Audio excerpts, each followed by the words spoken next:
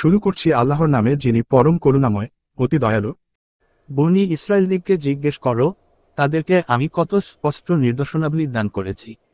আর আল্লাহর নেয়ামত পৌঁছে যাওয়ার পর যদি কেউ সে নেয়ামতকে পরিবর্তিত করে দেয়, তবে আল্লাহর আযাব অতি কঠিন। পার্থিব জীবনের উপর কাফিরদিগকে উন্মত্ত করে দেয়া হয়েছে, আর তারা ইমানদারদের প্রতি লক্ষ্য করে হাসাহাসি করে। পক্ষান্তরে যারা পহেগার তারা সেই কাফিরদের তুলনায় কিয়ামতের দিন অত্যন্ত উচ্চমর্যাদায় থাকবে। আর আল্লাহ যাকে ইচ্ছা সীমাহীন রুজি দান করেন। সকল মানুষ একই জাতির সত্তার অন্তর্ভুক্ত ছিল। অতঃপর আল্লাহ তাআলা পয়গম্বর পাঠালেন সুসংবাদদাতা ও ভীতি প্রদর্শনকারী হিসাবে। আর তাদের সাথে অবতীর্ণ করলেন সত্য কিতাব, যাতে মানুষের মাঝে বিতর্কমূলক বিষয়ে মীমাংসা করতে পারেন। বস্তুত কিতাবের ব্যাপারে অন্য কেউ মতভেদ করেনি, কিন্তু পরিষ্কার নির্দেশ এসে যাবার পর নিজেদের পারস্পরিক জেদবশত তারাই করেছে, যারা কিতাব প্রাপ্ত হয়েছিল। অতঃপর আল্লাহ ইমানদারদেরকে হেদায়েত করেছেন সেই সত্য বিষয়, যে ব্যাপারে তারা মতভেদ লিপ্ত হয়েছিল। আল্লাহ যাকে ইচ্ছা সরল পথ বাতলে দেন। তোমাদের কি এই ধারণা যে তোমরা জান্নাতে চলে যাবে, অথচ সে লোকদের অবস্থা অতিক্রম করনি যারা তোমাদের পূর্বে অতীত হয়েছে? তাদের উপর এসেছে বিপদ ও কষ্ট, আর এমনি ভাবে শিহরিত হতে হয়েছে, যাতে নবী ও তার প্রতি যারা ঈমান এনেছিল তাদেরকে পর্যন্ত একথা বলতে হয়েছে যে, কখন আসবে আল্লাহর সাহায্য। তোমরা শুনে নাও, আল্লাহর সাহায্য একান্তই নিকটবর্তী। তোমার কাছে জিজ্ঞেস করে, কি তারা ব্যয় করবে? বলে দাও, যে বস্তুই তোমরা ব্যয় করো, তা হবে পিতা মাতার জন্য, আত্মীয় আপনজনের জন্য, এতিম অনাথদের জন্য, অসহায়দের জন্য এবং মুসাফিরদের জন্য। আর তোমরা যে কোনো সৎকাজ করবে, নিঃসন্দেহে তা অত্যন্ত ভালোভাবে আল্লাহর জানা রয়েছে। তোমাদের উপর যুদ্ধ ফরজ করা হয়েছে, অথচ তা তোমাদের কাছে অপছন্দনীয়। পক্ষান্তরে তোমাদের কাছে হয়তো কোনো একটা বিষয়ে পছন্দসই নয়, অথচ তা তোমাদের জন্য কল্যাণকর। আর হয়তোবা কোনো একটি বিষয় তোমাদের কাছে পছন্দনীয় অথচ তোমাদের জন্য অকল্যাণকর। বস্তুত আল্লাহই জানেন, তোমরা জানো না। সম্মানিত মাস সম্পর্কে তোমার কাছে জিজ্ঞেস করে যে, তাতে যুদ্ধ করা কেমন? বলে দাও, এতে যুদ্ধ করা ভীষণ বড় পাপ। আর আল্লাহর পথে প্রতিবন্ধকতার সৃষ্টি করা এবং কুফরি করা, মসজিদে হারামের পথে বাধা দেয়া এবং সেখানকার অধিবাসীদেরকে বহিষ্কার করা, আল্লাহর নিকট তার চেয়েও বড় পাপ। আর ধর্মের ব্যাপারে ফিতনা সৃষ্টি করা নরহত্যা অপেক্ষাও মহাপাপ। বস্তুত তারা তো সর্বদাই তোমাদের সাথে যুদ্ধ করতে থাকবে, যাতে করে তোমাদেরকে দিন থেকে ফিরিয়ে দিতে পারে যদি সম্ভব হয়। তোমাদের মধ্যে যারা নিজের দিন থেকে ফিরে দাঁড়াবে এবং কাফের অবস্থায় মৃত্যুবরণ করবে, দুনিয়া ও আখেরাতে তাদের যাবতীয় আমল বিনষ্ট হয়ে যাবে। আর তারাই হলো দোজখবাসী, তাতে তারা চিরকাল বাস করবে। আর এতে কোনো সন্দেহের অবকাশ নেই যে, যারা ঈমান এনেছে এবং যারা হিজরত করেছে আর আল্লাহর পথে লড়াই জেহাদ করেছে, তারা আল্লাহর রহমতের প্রত্যাশী। আর আল্লাহ হচ্ছেন ক্ষমাকারী করুণাময়। তারা তোমাকে মদ ও জুয়া সম্পর্কে জিজ্ঞেস করে। বলে দাও, এত দুভয়ের মধ্যে রয়েছে মহাপাপ, আর মানুষের জন্য উপকারিতাও রয়েছে, তবে এগুলোর পাপ উপকারিতা অপেক্ষা অনেক বড়। আর তোমার কাছে জিজ্ঞেস করে, কি তারা ব্যয় করবে? বলে দাও, নিজেদের প্রয়োজনীয় ব্যয়ের পর যা বাঁচে তাই খরচ করবে। এভাবেই আল্লাহ তোমাদের জন্য নির্দেশ সুস্পষ্টরূপে বর্ণনা করেন, যাতে তোমরা চিন্তা করতে পার দুনিয়া ও আখেরাতের বিষয়। আর তোমার কাছে জিজ্ঞেস করে, এতিম সংক্রান্ত হুকুম। বলে দাও, তাদের কাজকর্ম সঠিকভাবে গুছিয়ে দেয়া উত্তম, আর যদি তাদের ব্যয়ভার নিজের সাথে মিশিয়ে নাও, তাহলে মনে করবে তারা তোমাদের ভাই। বস্তুত অমঙ্গলকামী ও মঙ্গলকামীদেরকে আল্লাহ জানেন।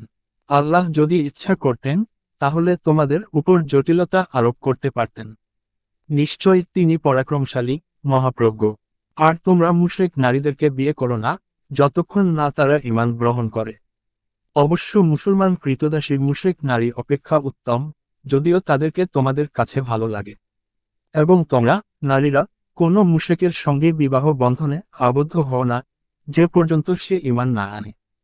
একজন মুসলমান কৃতদাসও একজন মুশরিকের তুলনায় অনেক ভালো, যদিও তোমরা তাদের দেখে মোহিত হও। তারা দোজখের দিকে আহ্বান করে, আর আল্লাহ নিজের হুকুমের মাধ্যমে আহ্বান করেন জান্নাত ও ক্ষমার দিকে। আর তিনি মানুষকে নিজের নির্দেশ বাতলে দেন যাতে তারা উপদেশ গ্রহণ করে।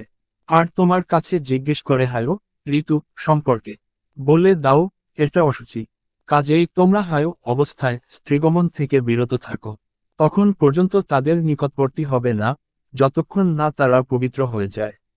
যখন উত্তম রূপে পরিশুদ্ধ হয়ে যাবে, তখন গমন করো তাদের কাছে, যেভাবে আল্লাহ তোমাদেরকে হুকুম দিয়েছেন। নিশ্চয়ই আল্লাহ তওবাকারী এবং অপবিত্রতা থেকে যারা বেঁচে থাকে তাদেরকে পছন্দ করেন।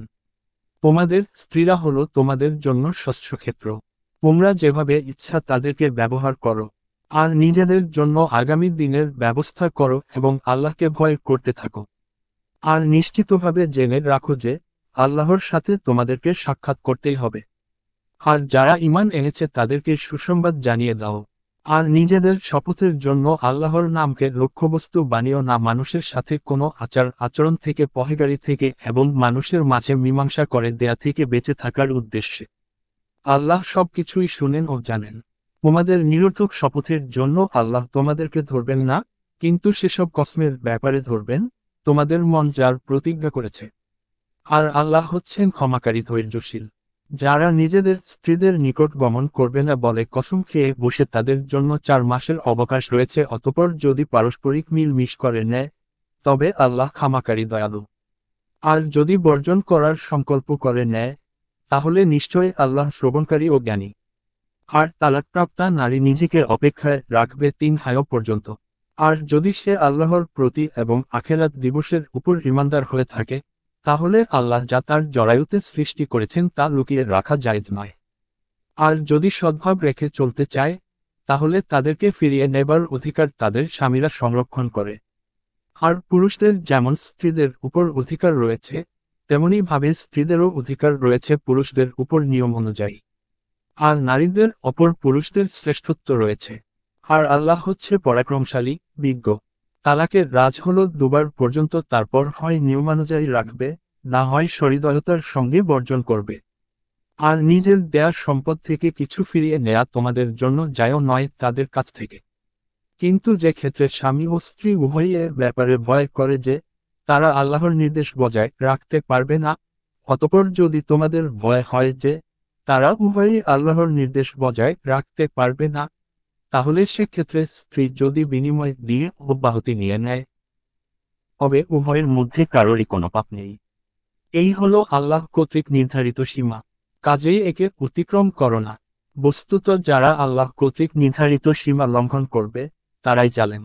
তারপর যদি সে স্ত্রীকে 3য়-বার তালাক দেয়া হয়, তবে সে স্ত্রী যে পর্যন্ত তাকে ছাড়া অপর কোনো স্বামীর সাথে বিয়ে করে না নেবে, তার জন্য হালাল নয়। অতঃপর যদি 2য় স্বামী তালাক দিয়ে দেয়, তাহলে তাদের উভয়ের জন্যই পরস্পরকে পুনরায় বিয়ে করাতে কোন পাপ নেই, যদি আল্লাহর হুকুম বজায় রাখার ইচ্ছা থাকে। আর এই হলো আল্লাহ কর্তৃক নির্ধারিত সীমা, যারা উপলব্ধি করে তাদের জন্য এসব বর্ণনা করা হয়।